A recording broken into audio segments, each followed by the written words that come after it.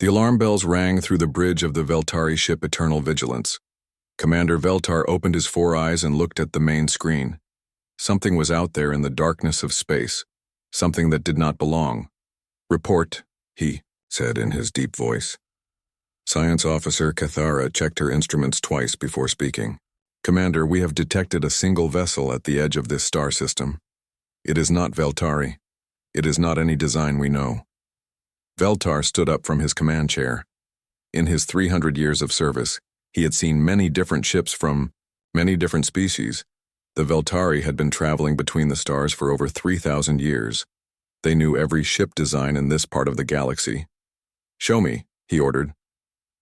The main screen changed to show the unknown vessel. It was sleek and silver, about the same size as their own ship. But something about it looked wrong. The design was too smooth, too perfect. It looked like it had been grown rather than built. "How far away?" Veltar asked. 2 million kilometers, Commander. "It appears to be moving slowly through the system." Veltar touched his communication device. "All stations, this is the Commander. We have encountered an unknown vessel. All crew to battle stations. This is not a drill. The ship came alive with activity." The Veltari were not a peaceful people. They had conquered this entire sector of space through superior technology and ruthless military tactics. When they found new species, they studied them first, then conquered them if they posed any threat. "Cathara, begin long-range scans. I want to know everything about that ship. What weapons it has, how many crew, what kind of technology." "Yes, Commander. Beginning scans now."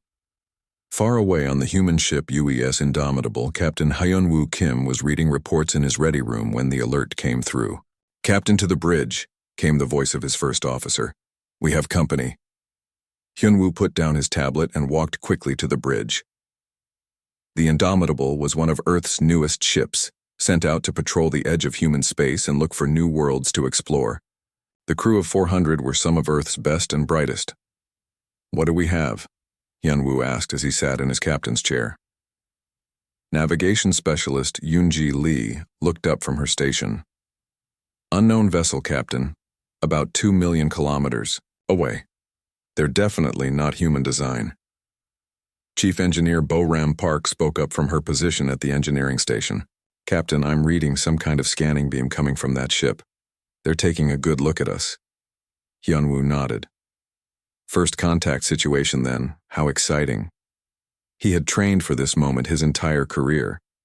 Humanity had been exploring space for only 200 years, but they had always wondered when they would meet other intelligent life. "Taemin, what's our weapons status?" he asked his weapons officer. "All systems green, Captain. But our orders are clear. No hostile actions, unless directly threatened." "Understood, Bo-Ram. Make sure our defensive systems are ready, but keep them passive. We don't want to appear aggressive." Back on the Veltari ship, Cathara was starting to get strange readings from her scans. "Commander, these readings are unusual." "Explain." "Their hull material is not like anything I have seen before. It appears to be some kind of adaptive metal that changes its structure. And their power readings..." She paused and ran the scan again. "Commander, their power output is enormous, much higher than our own ship." Veltar frowned. The Eternal Vigilance was the most advanced ship in the Veltari fleet. Its power plant could destroy small planets. How could this unknown vessel have more power?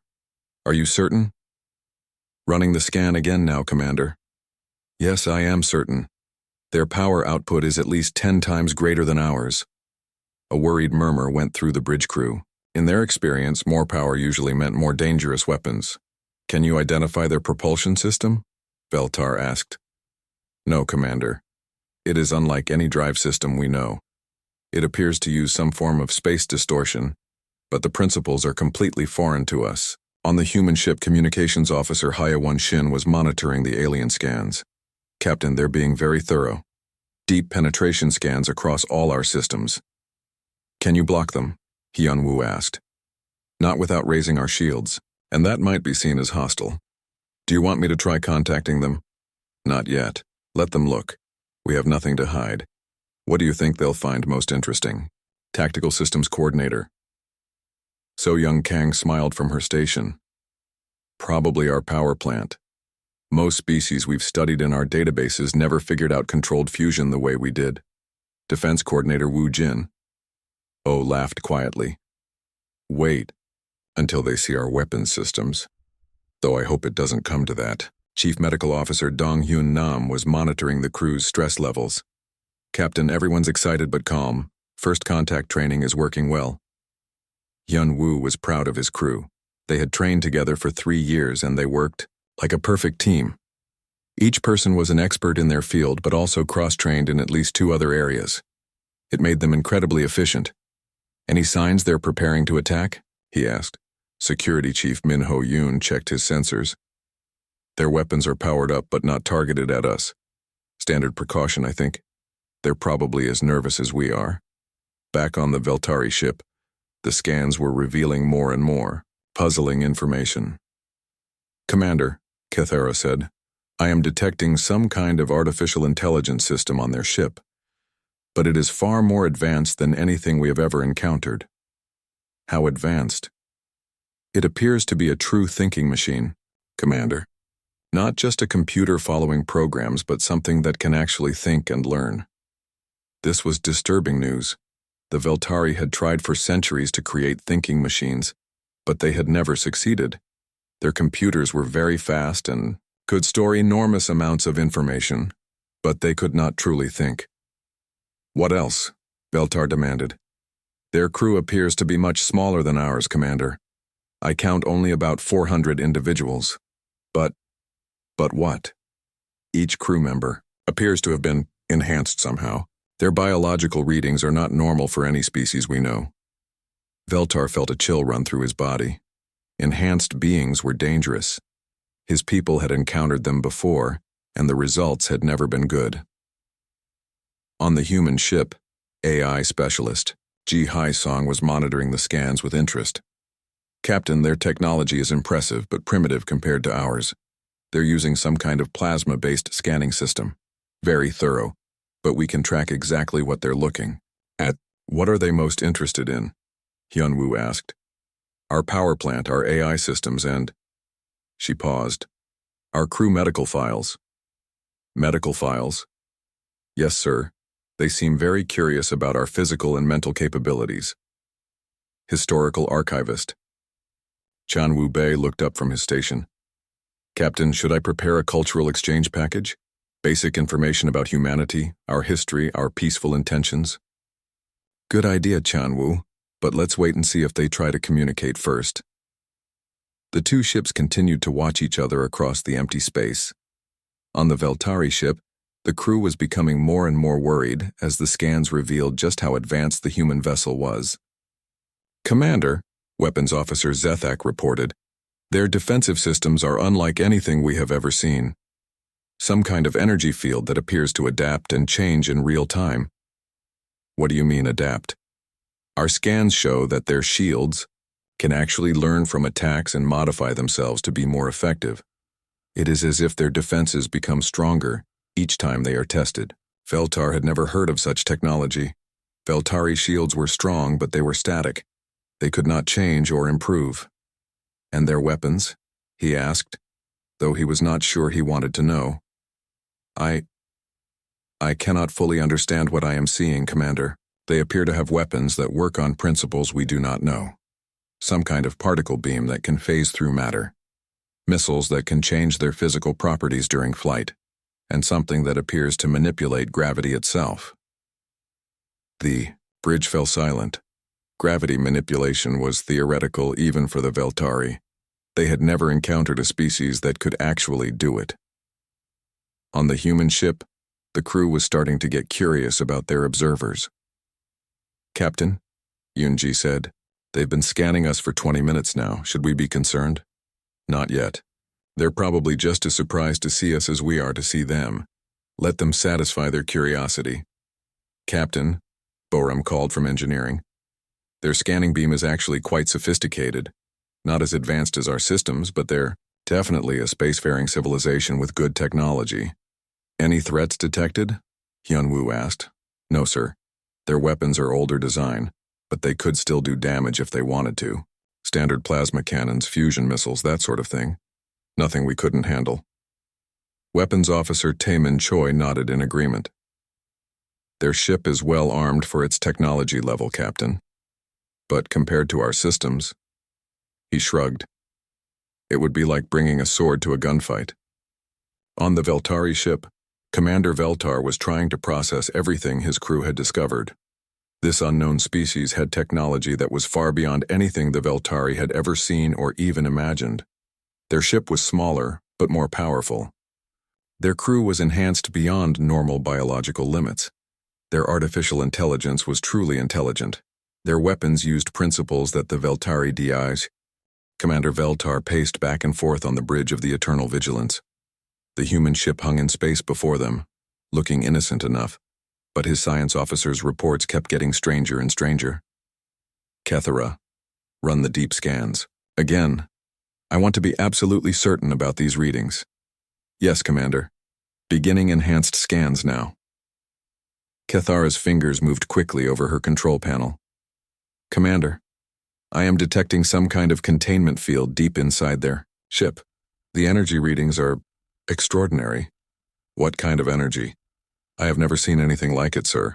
The field appears to be containing something that produces massive amounts of power, but the way it works makes no sense according to our physics.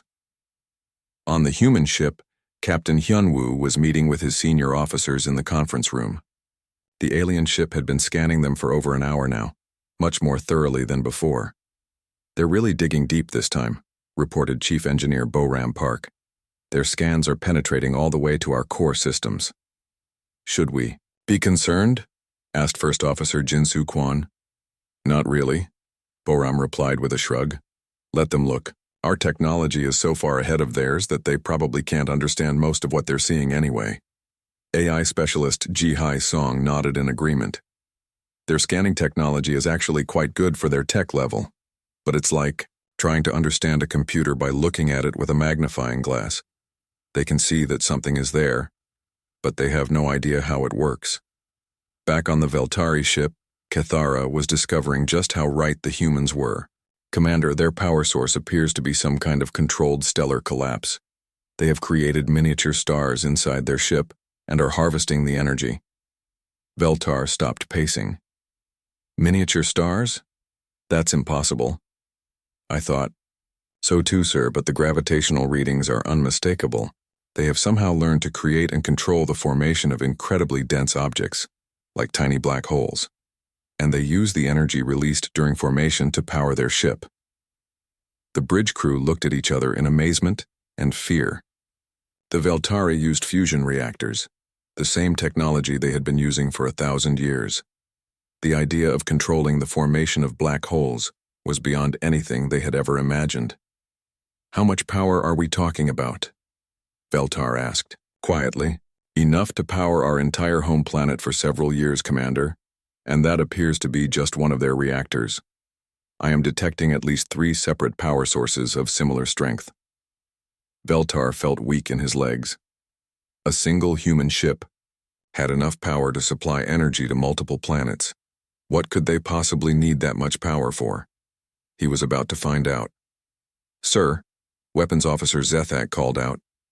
I am getting more detailed readings on their weapons systems. Commander, you need to see this. Show me. The main screen changed to display a tactical analysis of the human ship. What Veltar saw made him wish he had never encountered these beings. Commander, they have weapons that I do not understand. This device here appears to fire projectiles that can phase in and out of normal space. Our shields and armor would be useless against them. Phase in and out of space? What does that mean? The projectiles can become incorporeal, sir. They can pass through solid matter without touching it, then become solid again once they are inside the target. There would be no way to defend against such weapons. Veltar stared at the screen. What else? This array here appears to manipulate gravitational fields. They could literally crush our ship by increasing gravity around us, or tear us apart, by creating gravitational shears. And this? I believe it releases clouds of microscopic machines, sir. The machines appear to be designed to disassemble other machines at the molecular level. They could take our ship apart piece by piece while we watched helplessly. On the human ship, Tactical Systems Coordinator So Young Kang was running routine maintenance checks on their weapons systems. She had no idea that every system test was being observed by increasingly terrified aliens. "Captain," she reported over the intercom, "quantum torpedo systems are operating at full efficiency. Gravitational lens arrays are calibrated and ready. Nanite deployment systems show green across the board." "Excellent," Captain Hyunwoo replied from the bridge. "What about our defensive systems?" Defense Coordinator Woo Jin answered from his station. "Adaptive shielding is working perfectly, Captain. The shields are currently running learning simulations based on the scans we're receiving from that alien ship. If they tried to attack us with their plasma weapons, our shields would adapt to block them within microseconds. Good to know, though. I hope it doesn't come to that." Back on the Veltari ship, the defensive systems analysis was proving just as disturbing as the weapons report. "Commander," Cathara reported, "their shields are not like ours at all. Ours are static barriers that absorb or deflect energy. Theirs appear to be intelligent." "Intelligent shields?" "Yes, sir. They learn and adapt in real time. Each time they encounter a new type of attack, they analyze it and develop specific countermeasures. After the first hit from any weapon, they would become almost immune to that type of attack." "How is that possible?" "I believe they use some form of artificial intelligence to control their defensive systems. The AI can think faster than any biological brain and can modify the shield frequencies thousands of times per second." Veltar was beginning to understand that they were not dealing with a normal species. These humans had created technology that was far beyond anything the Veltari had ever encountered. "What about their hull?" "Even stranger, Commander. The hull appears to be alive." "Alive? Not biological, but active. It is covered with microscopic repair units that can fix damage as fast as it occurs. But more than that, the hull can actually change its properties. It can become harder or softer, more or less conductive, even change its shape slightly. It is as if their entire ship is one large thinking machine." On the human ship, ship's AI coordinator Sung Jin Park was monitoring the alien scans with amusement. "They're really trying hard to understand our technology," he told his fellow officers. "Their scans are quite sophisticated, but they're missing the big picture." "What do you mean?" asked navigation specialist Yunji Lee. "They're looking at our individual systems and trying to understand how each one works. But they don't realize that everything is connected. Our ship isn't just a collection of advanced technologies, it's a single integrated organism. The AI, the hull, the weapons, the shields, the power systems, they all work together as one unified intelligence." "Should we tell them?" asked Communications Officer Hye-Wan Shin. "I don't think they're ready to hear that yet," Sung Jin replied, with a laugh. Back on the Veltari ship, Commander Veltar was trying to process everything his crew had discovered. "Let me understand this correctly," he said slowly. "This single human ship has more power than our entire battle fleet. It has weapons that can ignore our defenses and defenses that can adapt to any attack. Its hull can repair itself and change its properties at will. And it is controlled by an artificial intelligence that can think faster than any biological mind." "That is correct, Commander," Cathara confirmed. "And this is just one ship?" "As far as we know, yes, sir." Veltar looked out at the human vessel. It looked so peaceful hanging there in space, its smooth hull reflecting the light of the distant star. But now he knew it was actually a machine of unimaginable destruction, controlled by an inhuman intelligence and crewed by enhanced beings. "Commander," Communications Officer Hithara said quietly, "the humans are attempting to contact us again." "Put them on screen." Captain Hyunwoo appeared on the main display, still looking calm and friendly. "Commander Veltar, I hope your scans have been informative. We've been running our own scans, and I must say your technology is quite impressive. We'd very much like to arrange that meeting we discussed." Veltar tried to keep his voice steady. "Captain Kim, your ship is remarkable. We have never encountered technology like yours. Thank you. We're quite proud of our engineering. Earth's shipbuilders have been working for decades to create vessels like the Indomitable. She's one of our newer designs." one of their newer designs. Veltar felt his heart skip a beat. If this was a newer design, what did their older ships look like? And what were their newest ships capable of? Perhaps, Veltar said carefully, you could tell us more about your civilization? How long have your people been traveling between the stars? Oh, about 200 years now. We're still relatively new to interstellar travel compared to some species we've encountered. But we're fast learners. 200 years, and they had already developed technology that was centuries ahead of the Veltari, who had been spacefaring for 3,000 years. How is that possible? You mentioned encountering other species, Veltar said. Have you had many first contact situations? Captain Hyunwoo smiled. Oh yes, quite a few. Humanity has met dozens of different intelligent species during our expansion. Most encounters have been peaceful and beneficial to both sides. Dozens of species. And they spoke of expansion, not exploration. Veltar was beginning to get a very clear picture of what humanity was. Captain Kim, when you say expansion, well, you know how it is. Growing populations need more living space. We've established colonies on hundreds of worlds throughout our region of the...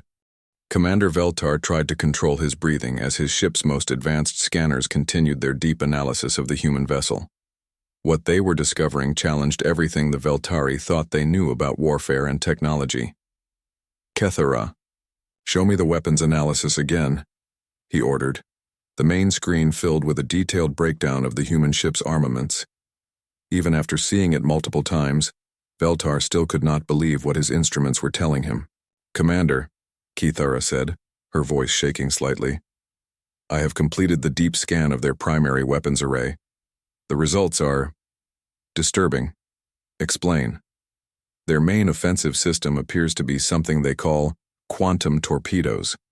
From what I can determine, these weapons exist in multiple dimensions at once. When fired, they can phase in and out of our reality. Veltar stared at the display. What does that mean in practical terms? It means our shields and armor are worthless, sir. These torpedoes can become incorporeal, pass through our defenses, as if they do not exist, then become solid again inside our ship. There is no known defense against such weapons. Weapons Officer Zethak looked up from his station. Commander, I am also detecting what appears to be a gravitational wave cannon. If my readings are correct, it can manipulate spacetime itself. Spacetime manipulation? Yes, sir. They could create gravitational fields strong enough to crush our ship, or generate gravitational shears that would tear us apart. They could also use it to trap us in a gravity well, making escape impossible. On the human ship, Weapons Officer Taemin Choi was conducting routine maintenance on their systems, completely unaware that every diagnostic test was being observed by terrified aliens.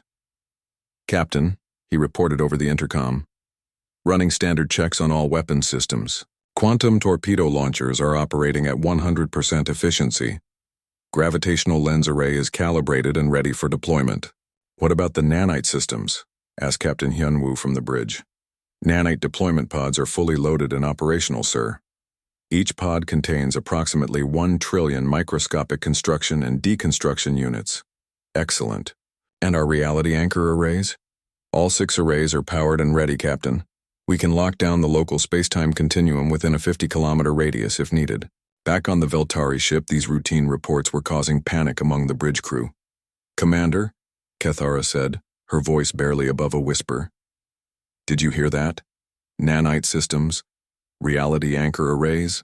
What kind of weapons are those? Veltar had never heard of such things, but the names alone filled him with dread. Can you scan these systems more closely? I am trying, sir, but their security protocols are incredibly advanced.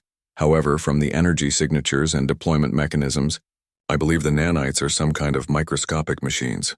What would microscopic machines do as weapons? Based on the readings, Commander, I believe they are designed to disassemble enemy ships at the molecular level. They would consume our vessel piece by piece, using our own materials to build more nanites. Veltar felt sick.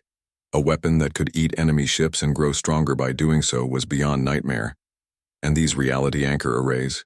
I can only guess, sir, but the name suggests they can somehow lock space itself into a specific configuration. Perhaps they prevent enemy ships from using faster-than-light travel, or maybe they prevent the use of certain technologies by forcing the laws of physics to work in specific ways. The bridge crew looked at each other in growing terror. They were facing beings who could manipulate the fundamental forces of the universe itself. On the human ship, engineering teams were conducting their daily maintenance routines, unaware that their casual efficiency was being interpreted as evidence of terrifying military capability. Chief Engineer Bo-Ram Park was reviewing system reports with her staff. "How are the shield harmonics?" she asked Junior Engineer Kyung-Ho Lee. "Perfect, Chief. The adaptive algorithms learned from those alien scans and have already developed 17 different countermeasure protocols. If they tried to attack us with their plasma weapons, our shields would adapt and become 98% effective against them within 3 seconds." "Good. What about the hull integrity systems?" "All repair nanites are active and ready, Chief. The hull can currently self-repair damage up to complete hull breaches in under 30 seconds. The smart metal matrix is responding perfectly to shape and density commands." "Excellent. And our stealth systems?" "Phase shift generators are operational. We can become undetectable to most known sensor types within 15 seconds if needed." Back on the Veltari ship, these routine engineering reports were confirming their worst fears. "Stealth systems?" Veltar asked weakly. "Yes, Commander. It appears they can somehow shift themselves out of phase with normal space, making them invisible to our sensors. We would not even know they were there." "And their hull can repair itself?" "More than that, sir. From what I can determine, their hull is made of some kind of programmable matter. It can change density, hardness, even shape itself. And it is covered with billions of microscopic repair units that can fix any damage almost instantly." Veltar slumped in his command chair. The Veltari prided themselves on their advanced technology, but compared to these humans, they were like primitives with stone tools facing a modern army. "What about their defensive systems?" he asked, though he was not sure he wanted to know. Kethara consulted her readings. "Their shields are controlled by artificial intelligence, Commander. The AI can analyze incoming attacks and modify the shield frequencies thousands of times per second to provide maximum protection. But surely they have some weakness, some limitation." I cannot find any, Commander. Their power systems provide virtually unlimited energy. Their weapons can ignore any known defense. Their shields can adapt to any attack. Their hull can repair any damage. And their entire ship can become invisible if they choose. On the human ship, Security Chief Min-Ho Yoon was conducting combat readiness drills with his security teams, not knowing that his training exercises were being observed and interpreted as preparation for battle.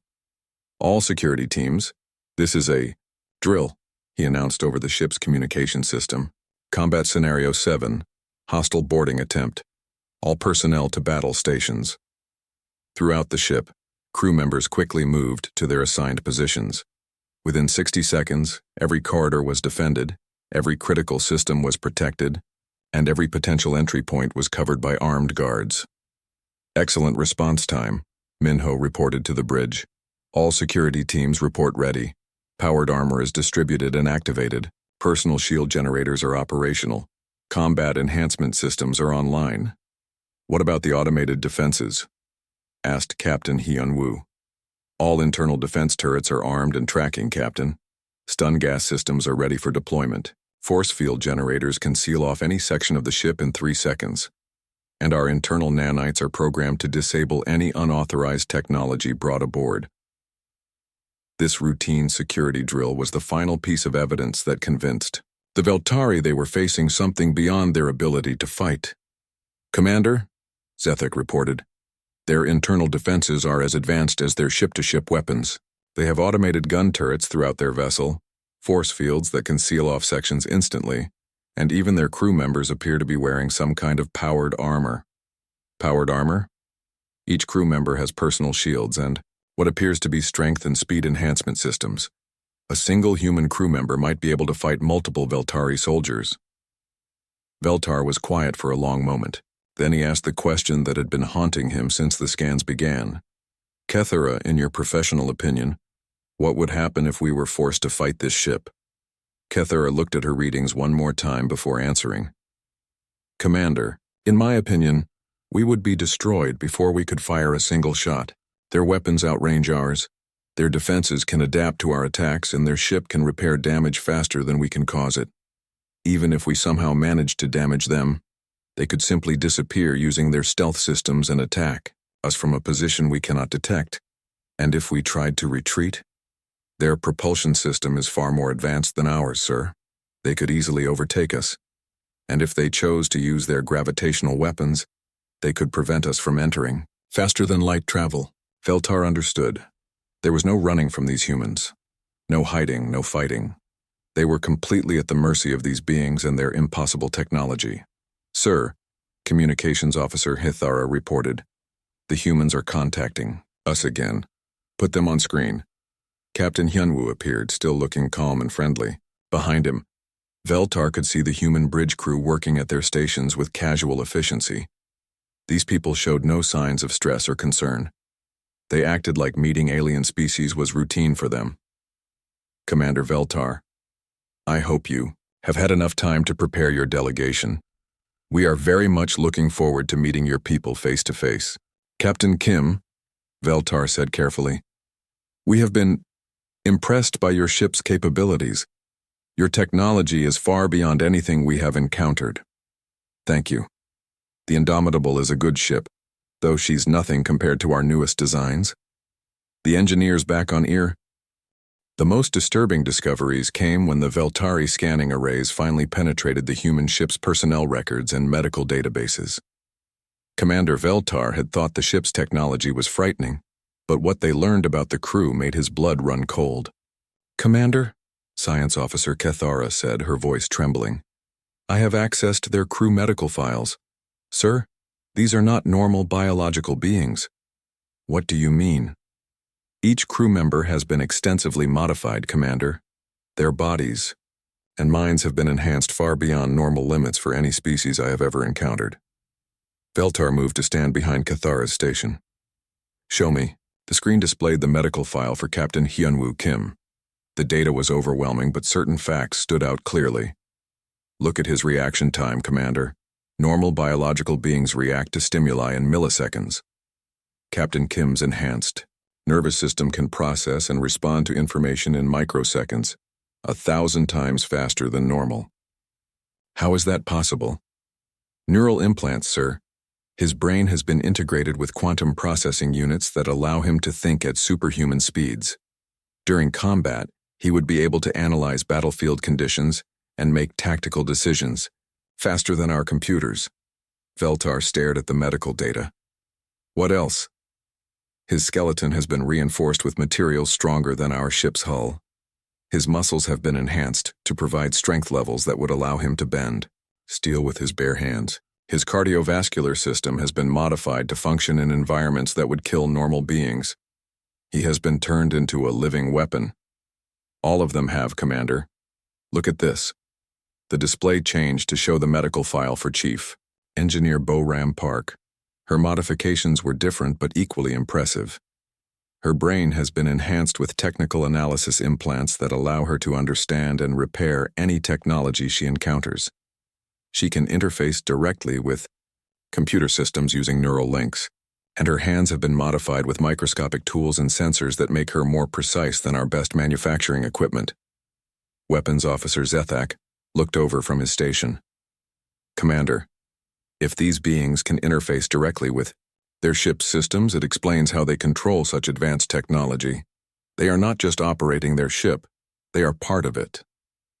On the human ship, the crew continued their normal duties, unaware that their routine activities were being analyzed by increasingly terrified aliens. First Officer Jin-Soo Kwan was reviewing department reports in his ready room. His enhanced memory could store and recall vast amounts of information with perfect accuracy. His analytical implants allowed him to spot patterns and problems that would be invisible to unenhanced minds. Navigation specialist Yoon-ji Lee was calculating course corrections using mental processes that had been accelerated far beyond biological norms. She could perform complex mathematical equations in her head that would require supercomputers for normal beings. Communications. Officer Hee-won Shin was monitoring subspace frequencies while simultaneously learning 3 new alien languages that their computers had detected in distant transmissions. Her linguistic implants could decode and master any language within hours. Back on the Veltari ship, the scan results kept getting more frightening.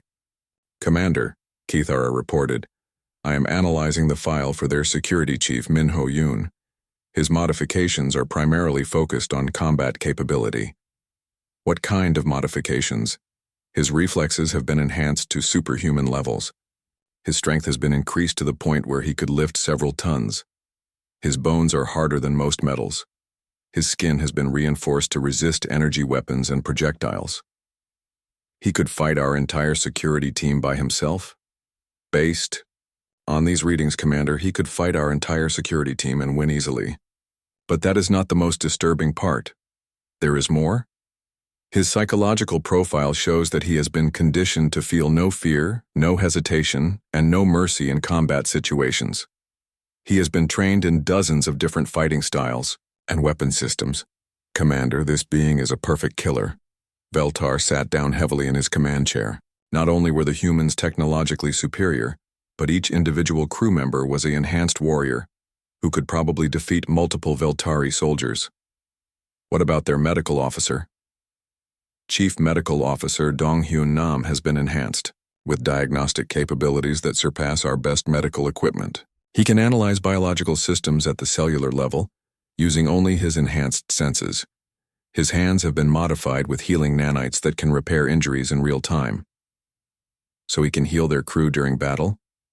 "More than that, sir.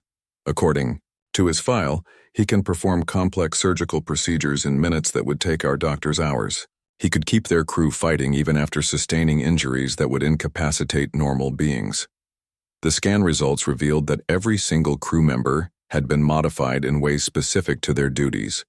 The engineers had technical enhancement, implants. The tactical officers had combat and analysis upgrades. The scientists had research and calculation boosters. "Commander," Kethara said quietly, "there is something else you need to see." "What now?" "Their educational records. Every crew member on this ship has multiple advanced degrees.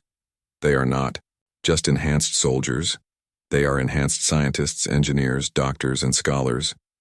The display showed Captain Hyunwoo's academic record: degrees in astrophysics, military strategy, xenobiology, quantum mechanics, and diplomatic relations. His education had taken place at institutions throughout human space, suggesting a level of academic cooperation and advancement that the Veltari had never achieved. "Look at their chief engineer," Kethara continued. "Boram Park has advanced. Degrees in 12 different engineering disciplines, plus doctorates in theoretical physics and applied mathematics. She is not just a ship's engineer. She is one of the most educated beings in the galaxy." "All of them?" "Every single crew member, Commander. Their communications officer has degrees in linguistics, computer science, psychology, and cultural anthropology. Their navigation specialist has studied advanced mathematics, astrophysics, and space-time mechanics. Even their junior officers have more education than most of our senior scientists." Feltar was beginning to understand that the humans had not just created superior technology and enhanced their bodies, they had enhanced their minds as well. Each crew member was not just a specialist in their field, but a genius-level expert in multiple disciplines.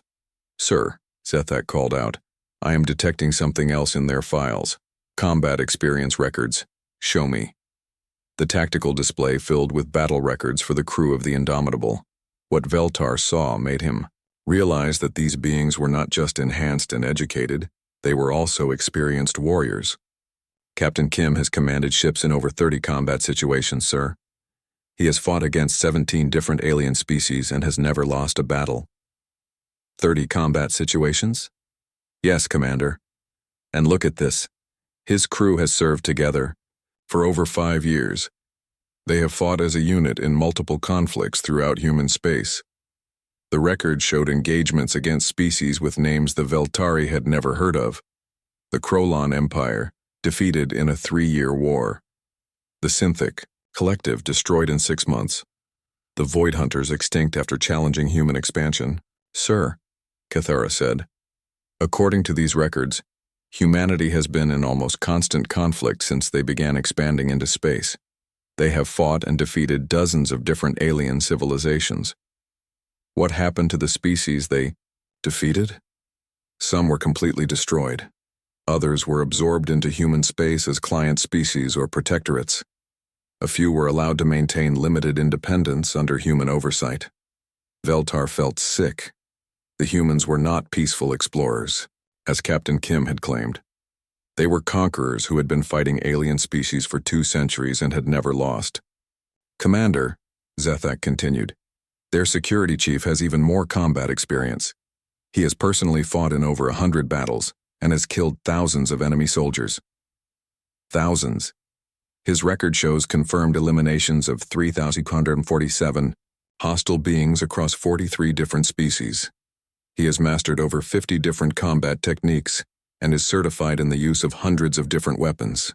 This was not a ship's security officer. This was a war criminal who had spent his career slaughtering aliens across the galaxy. What about the others? All of them have extensive combat records, Commander. Their chief engineer has fought in 26 battles. Their communications officer has served in intelligence operations on 17 different worlds.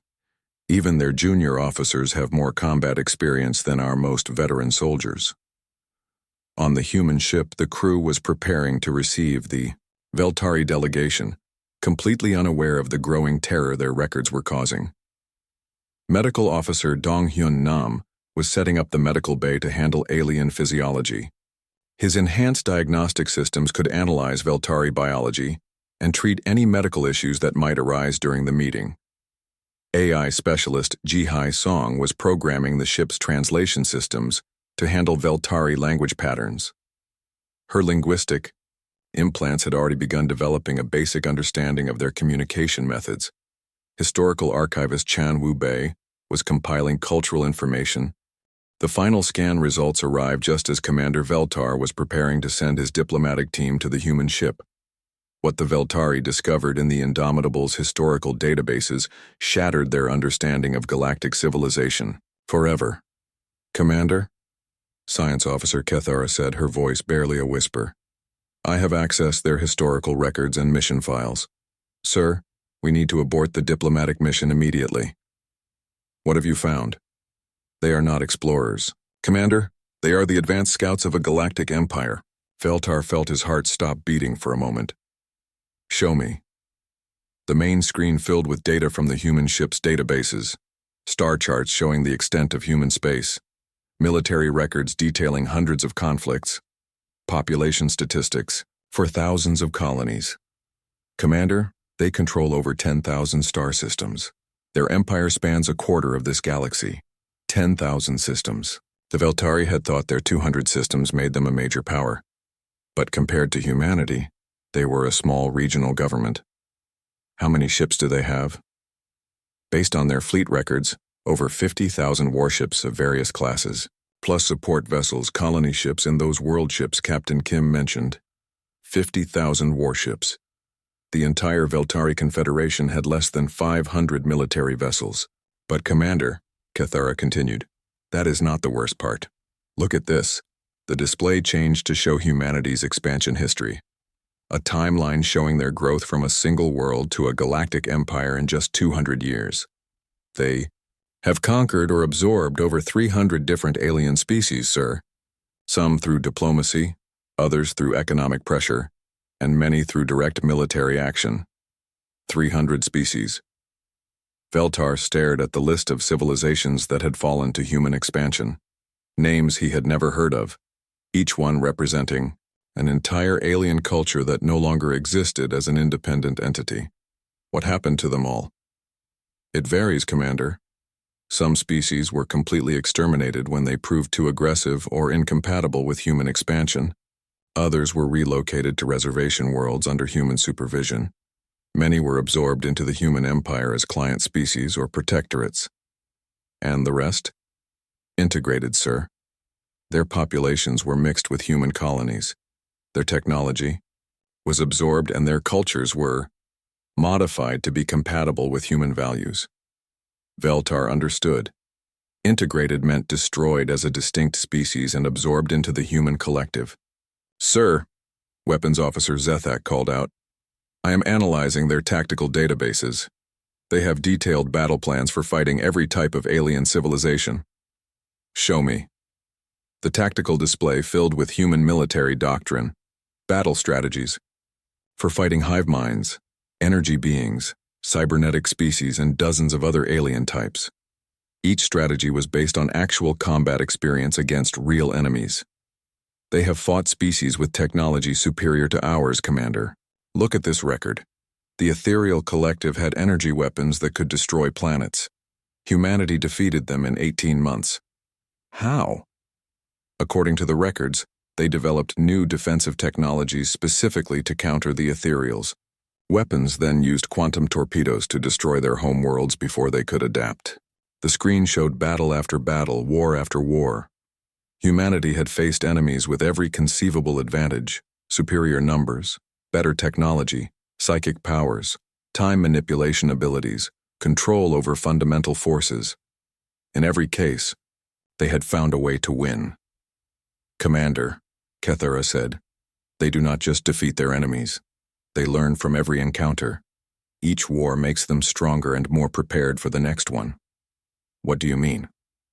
After defeating the Ethereal Collective, they incorporated energy weapon technology into their own ships. When they conquered the Synthetic Union, they improved their own artificial intelligence systems.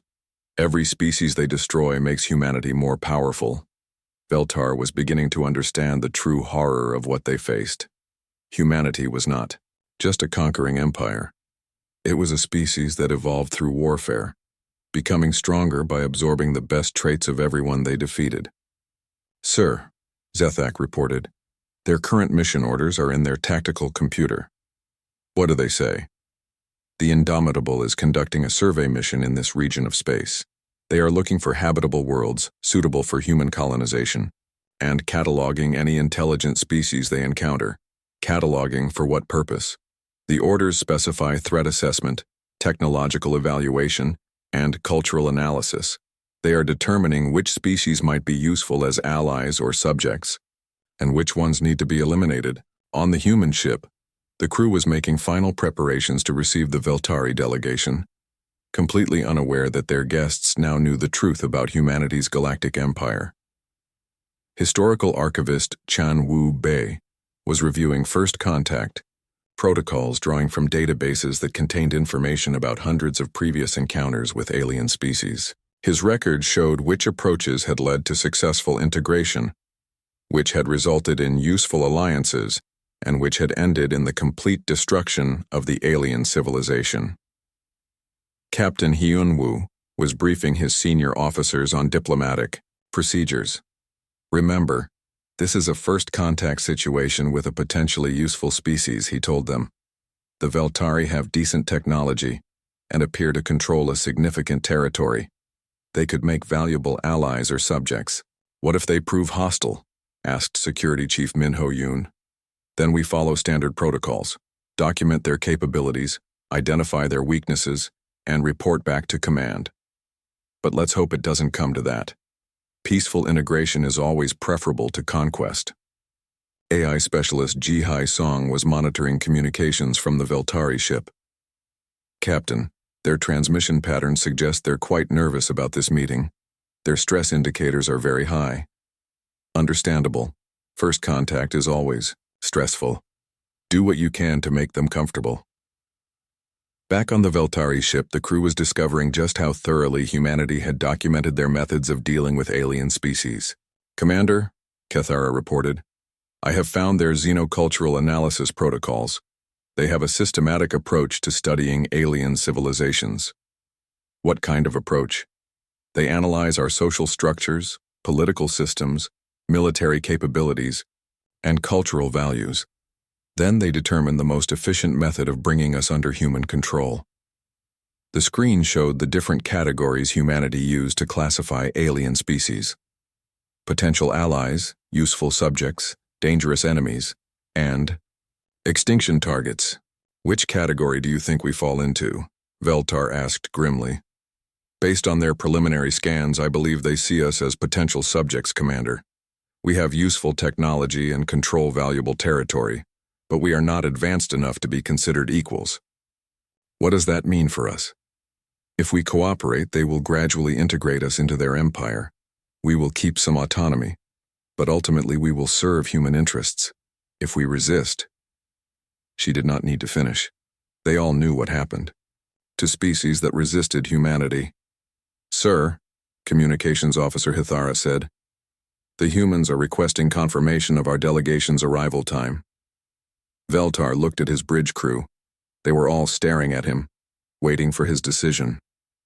Send the delegation and hope humanity decided to treat the Veltari as allies rather than subjects? Or refuse the meeting and hope they could avoid drawing humanity's attention? "Commander," Zethak said quietly, "we have 3 choices. We can try to fight them, we can try to run, or we can attempt to negotiate." "Fighting is impossible," Veltar said. "Their single ship outclasses our entire fleet. Running might be possible, but they could easily follow us. And if we lead them back to Veltari space, they would learn the location of all our worlds and colonies. We would be giving them the information they need to conquer us, which leaves negotiation."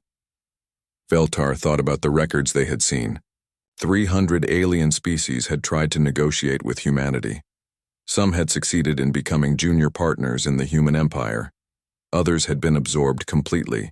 Many had been destroyed when negotiations failed. "Sir," Kethara said, "there is one more thing you should know." "What?" "This ship, the Indomitable, it is not their primary military vessel. According to their records, it is classified as a light cruiser used for patrol and exploration duties."